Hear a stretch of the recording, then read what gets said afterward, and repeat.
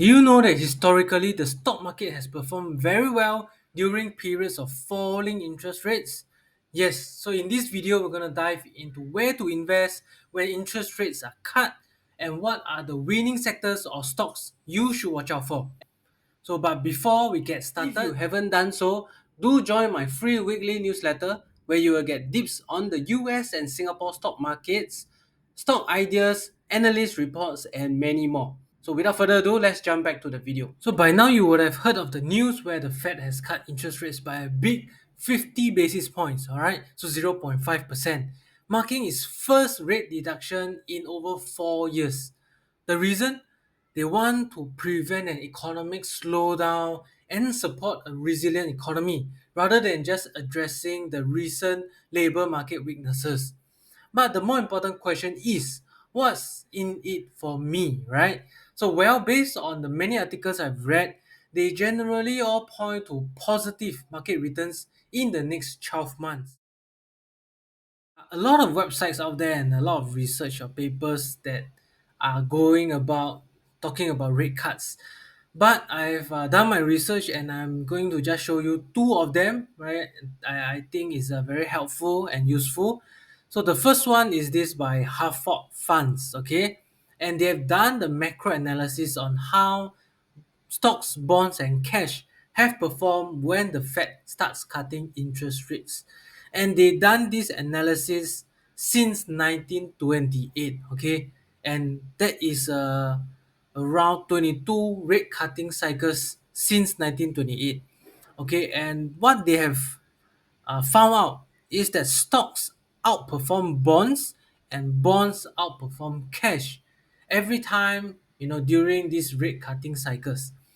And another important note is that stocks have done much better when a recession is avoided, okay, as opposed to when there's a recession in the market. So, but in general, returns have been positive, and they really break it down by first cut, during which period, how has the stock market performed compared to the bonds, compared to the cash. So I mean, if you don't pinpoint on a specific period, right? Uh, on average, it is the U.S. stock market is up 11% compared to 5% for the government bonds and 2% for cash. So during periods where there's no recession, that means maybe you just continue. I mean, the economy just continue on its own stride. The stock market is performing even better at 17% as compared to the bonds and the cash. So if you were to ask me, I mean, in general, it makes, uh, I mean, it's wiser to invest in the stock markets, right? Because you know that logically, when interest rates are cut, that means those people who are saving money in fixed deposits or even T-bills or Singapore savings bonds, they may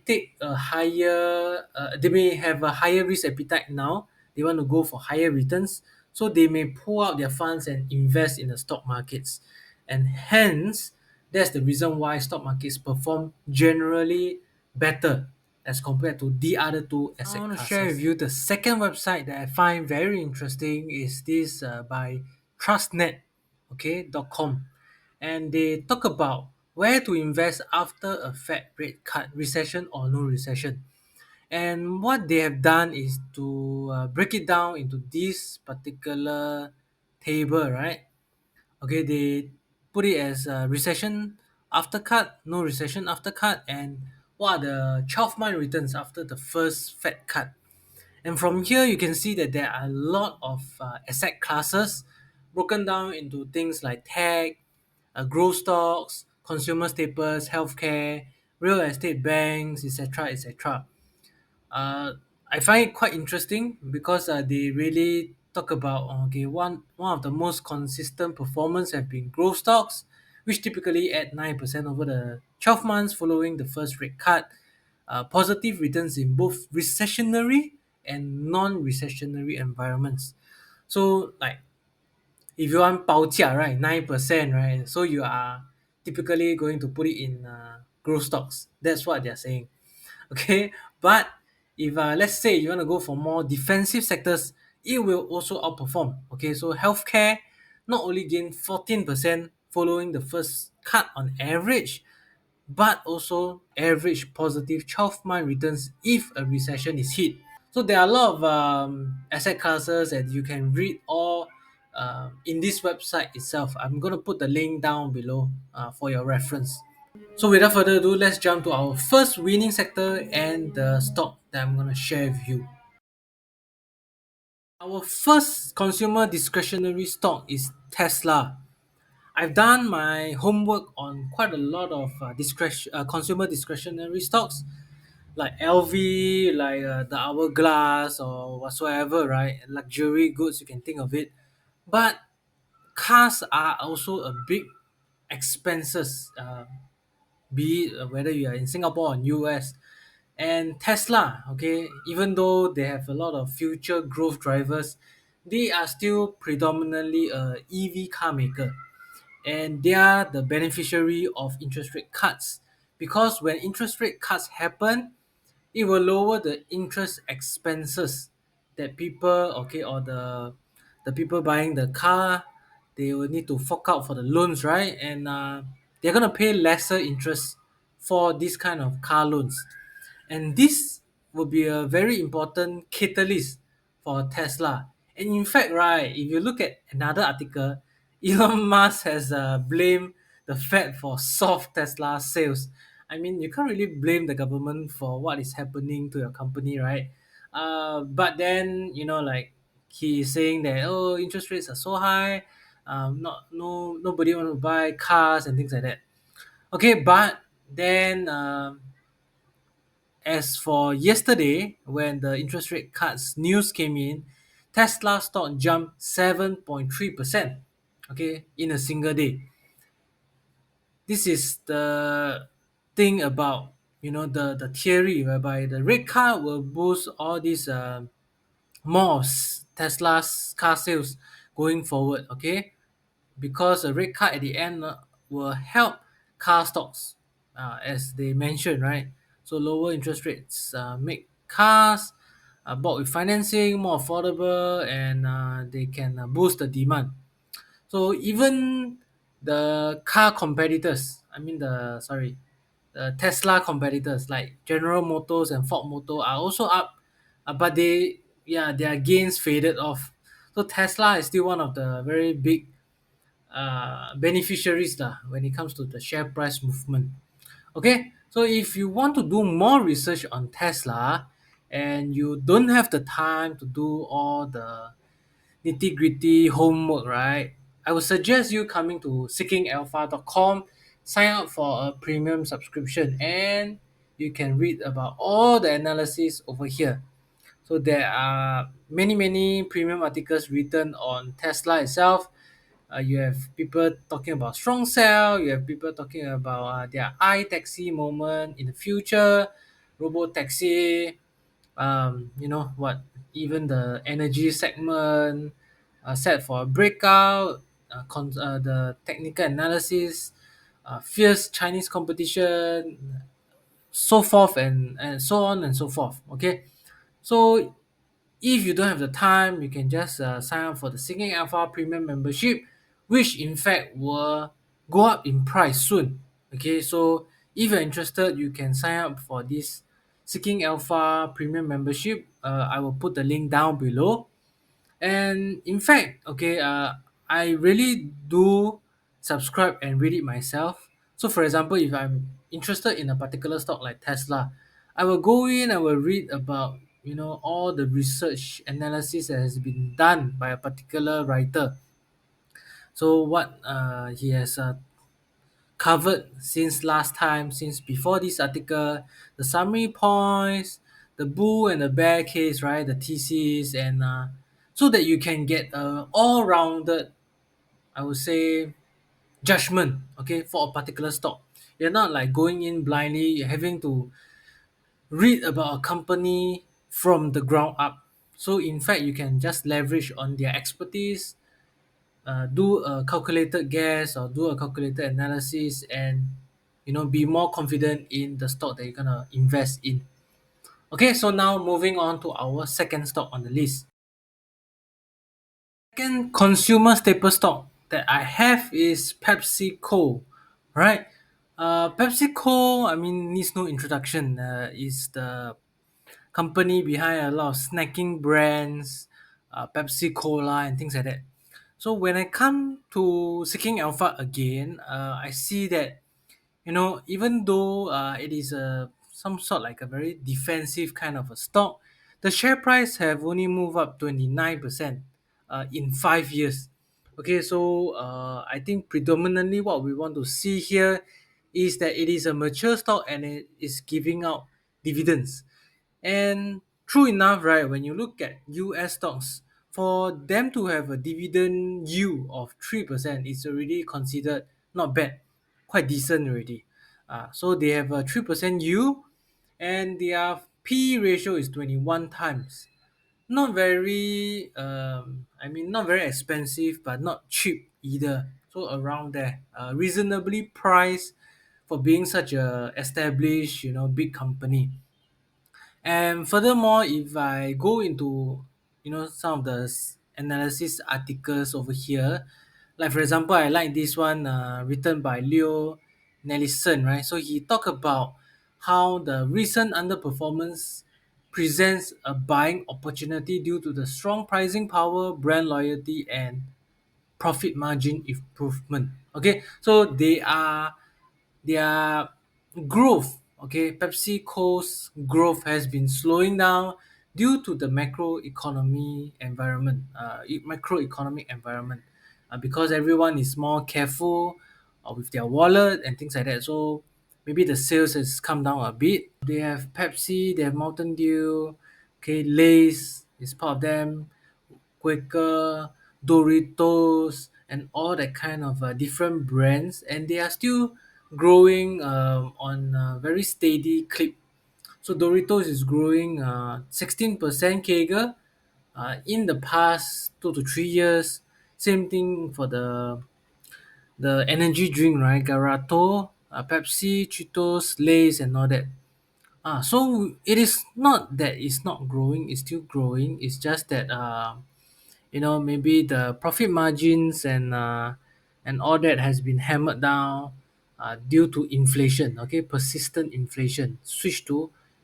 People have been switching to cheaper supermarket owned brands.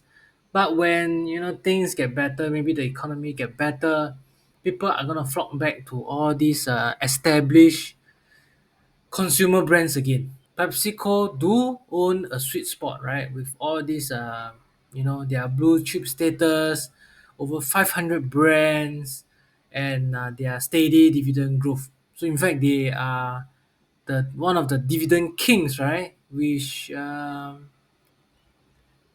with over 50 years of dividend hikes. So incredible. If you think about it, if you buy into this company 50 years ago, you have seen your dividend grow by 50 years. That's what Warren Buffett has done for Coca-Cola, right? Their investment in Coca-Cola has already been paid off by the dividends already. All right, now let's move on to our last stock, okay, our third stock, which is a growth stock that I want to share with you. Stock growth stock that I have is Shopify. Okay, Shopify, if you look at the share price performance, wow, it's been really fluctuating. So it's went all the way to $169 in November 2021, crashed until $26 in October 2022. Okay, and just recovered in the past 2 years to around 70 something. If I were to look at the analysis articles written about them, most of the writers or most of the authors are bullish, or at least they give a whole rating. So there are no very negative sell or strong sell articles being written on Shopify. If you were to look at their corporation deck, okay, they have been growing very quickly. Their revenue increased 25%, excluding their logistics arm, which they have, sold it away or chuck it one side.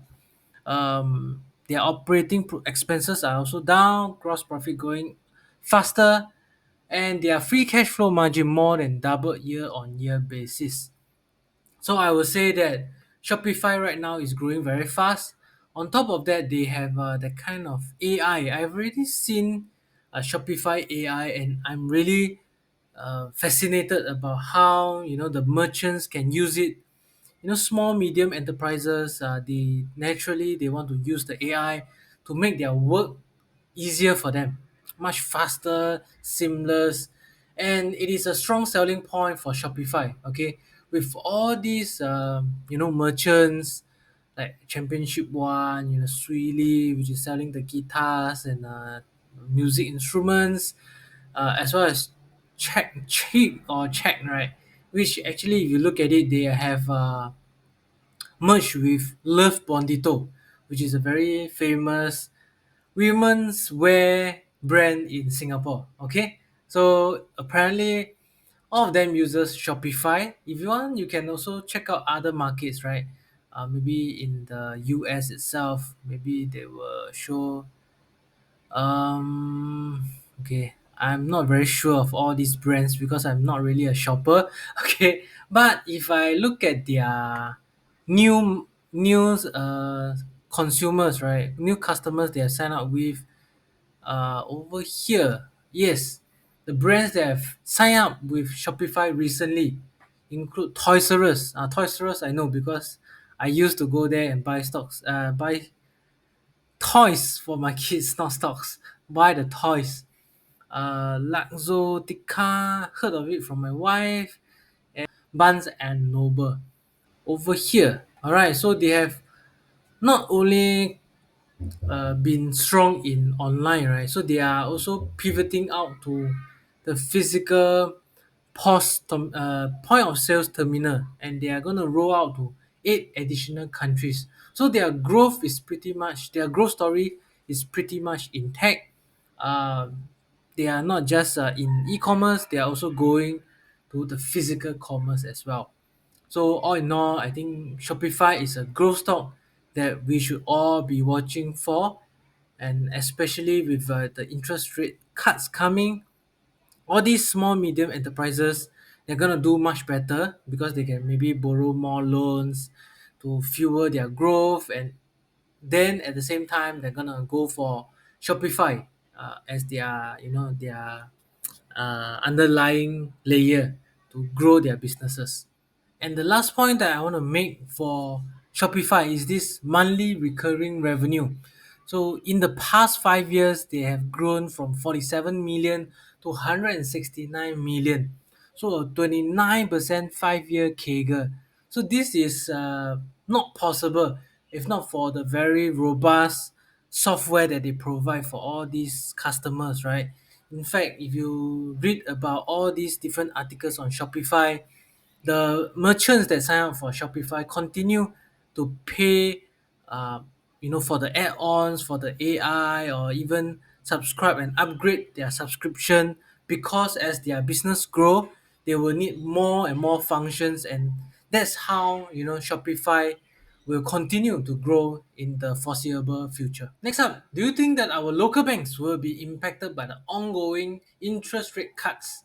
Let me know in the comments down below and stay tuned for my next video where I will cover this question. With that, if you find this video helpful for you, don't forget to like, share, and subscribe for more of such stock analysis videos.